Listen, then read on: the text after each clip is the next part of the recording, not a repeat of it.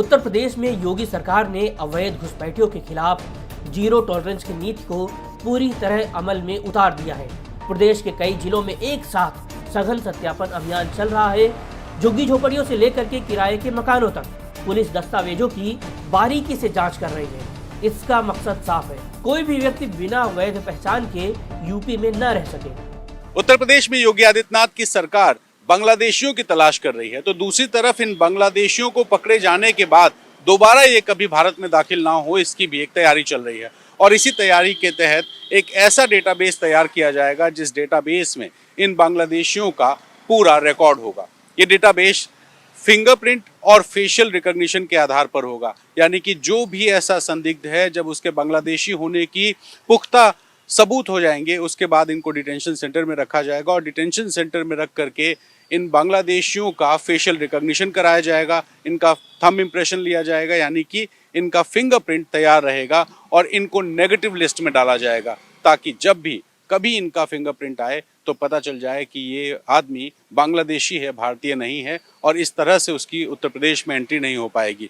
जितने भी लोग नेगेटिव लिस्ट में होंगे, इनका पूरा डेटाबेस सरकार के पास रहेगा, जिसमें फेशियल रिकॉग्निशन और थंब इम्प्रेशन के साथ साथ उनके सारे पुराने रिकॉर्ड्स होंगे और ये रिकॉर्ड खंगाल करके बताया जा सकेगा कि कौन बांग्लादेशी है और कौन भारतीय। साथ ही योगी सरकार उन लोगों को भी तलाश रही है जो कि इनके डॉक्यूमेंट्स बनाने में मदद करते हैं, यानी फर्जी डॉक्यूमेंट का जो धंधा है वो भी खत्म हो जाएगा और उस डॉक्यूमेंट के आधार पर भारत में रहने वाले बांग्लादेशियों का भी रिकॉर्ड सरकार के पास रहेगा।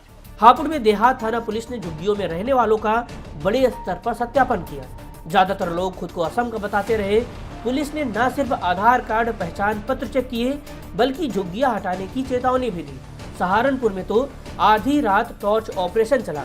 पुलिस की टीमें अंधेरे में टॉर्च की रोशनी लेकर के घर घर पहुंची। आधार, निवास प्रमाण, मोबाइल नंबर सबकी गहन जांच हुई। जिनके कागजात अधूरे मिले उन्हें तुरंत सत्यापन कराने के निर्देश दिए गए। वाराणसी के सिगरा इलाके में खबर आई थी कि वहां 30 से 35 बांग्लादेशी परिवार रह रहे हैं। पुलिस पहुंची तो पता चला ये परिवार पश्चिम बंगाल के मूल निवासी हैं और कई सालों से वहीं बसे हैं। फिर भी सभी के दस्तावेज दोबारा चेक किए जा रहे हैं। संभल में तो 6 बांग्लादेशी नागरिकता के लिए जिला कमेटी के सामने पहुंचे, लेकिन जरूरी कागजात नहीं दिखा सके। कैमरा देखते ही वो गलियों में भागने लगे। गोरखपुर में घुसपैठियों के लिए तो डिटेंशन सेंटर भी तैयार हो चुका है। शाहपुर के गीता वाटिका के पास बनी इस 3 मंजिला इमारत में 50 बेड और 16 कमरे हैं। खाने रहने से लेकर के मेडिकल सुविधा सब उपलब्ध रहेगी। अपर नगर आयुक्त दुर्गेश सिंह ने बताया, जैसे ही कोई अवैध घुसपैठिया पकड़ा जाएगा उसे यहीं शिफ्ट किया जाएगा।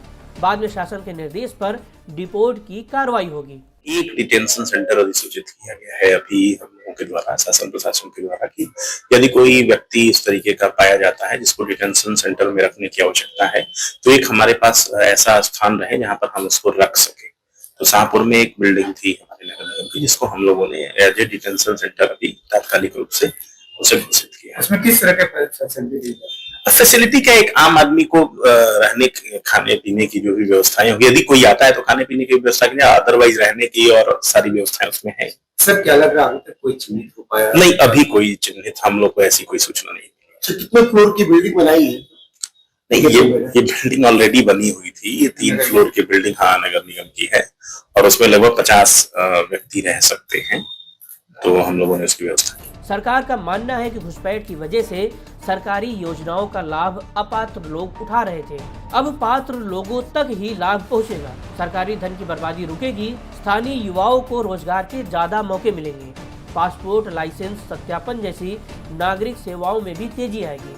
सबसे बड़ी बात, कानून व्यवस्था मजबूत होगी और लोगों का सरकार पर भरोसा और बढ़ेगा। योगी सरकार का ये अभियान अभी और तेज होने वाला है। आने वाले दिनों में प्रदेश के हर कोने तक पुलिस की ये मुहिम पहुंचेगी, ताकि उत्तर प्रदेश पूरी तरह सुरक्षित और पारदर्शी बने।